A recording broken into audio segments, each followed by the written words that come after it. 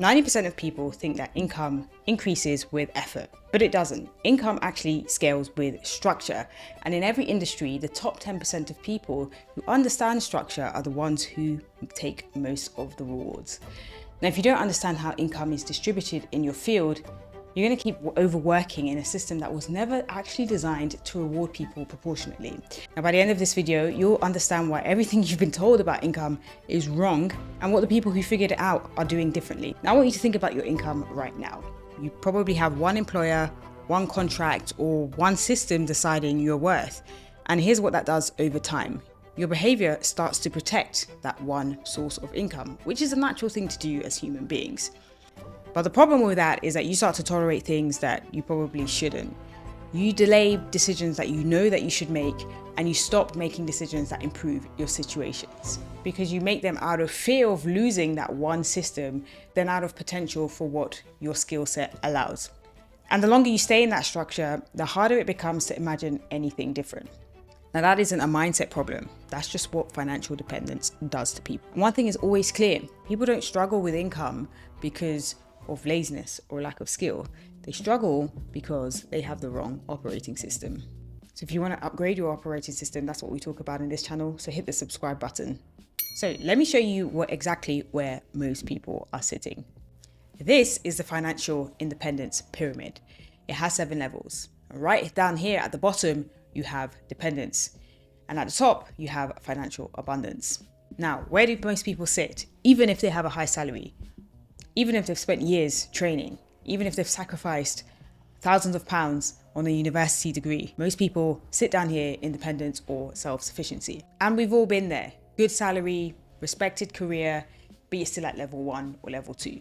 So what is the cure to getting out of dependence, and what is the cure to not relying on a single income? Well, I call it the portfolio pyramid, and it has 3 layers. At the base, you have your core cash flow, your primary income. So this is your salary or your main contract or your main business, and it stabilizes your life. And it's important, it matters because it's your foundation, but it's just your foundation. It's not the whole building. You want to build on that. The second layer is where it starts to get a bit interesting. This is where you start to diversify so that all your eggs are in different baskets. The concept here is that you're not necessarily working more, but you're earning from more than one place, okay? Maybe you have a business interest, or you do consulting work with some expertise you have, or you have some investments that are generating a return. Essentially, you have an alternative or second or third income stream, so you're no longer dependent on just the one. You don't just have one buyer for your financial life. And that changes everything, not just financially. Because remember, you're no longer in dependency, you're no longer desperate. And now you start to see that actually I can design a system of my own. Now, the third layer and the top of this pyramid is when you have assets and equity exposure. And that simply means that you start to own stuff and eventually scale. Now, a lot of people try and jump straight from layer 1 to layer 3. Sometimes it works, but generally speaking, if anything happens to the entire system, if you've got a second layer, it makes your life a lot easier. Because dependence doesn't always look like you're struggling. Sometimes it looks like a good salary, but not much behind it. Sometimes it looks like you're doing okay until an unexpected bill comes along and all of a sudden you need to whip out the credit card. Or a mortgage and a car that's only really secure as long as the paychecks keep coming. And underneath all that, there's a little bit of anxiety. You know, what if that one source of income just stops? Maybe you don't get into the training program, or there's a hiring freeze. That's what dependence looks like. It's not poverty. It's actually just fragility. The longer you stay there, the more your identity gets tied to that one path. Then usually what happens is your lifestyle inflates around that, your obligations start to rise, and doing anything different just starts to feel like it's just too risky. That's what we call golden handcuffs. And they're more common than anyone likes to admit. But what fixes fragility? It's not a high income, it is structure. I'm Dr. Nix, and I built a 6-figure portfolio career whilst I was training to become a consultant anaesthetist. And now professionals and doctors come to me when they want to do the same. Now, if it isn't obvious to you already, when you have one job and when you have one employer, you have what we call concentration risk. Now, concentration risk is everywhere. You spend years building up for a role, and then the market shifts before you get there. Or you build a strategy around one income source or one job that you are planning to get, and then overnight the rules change.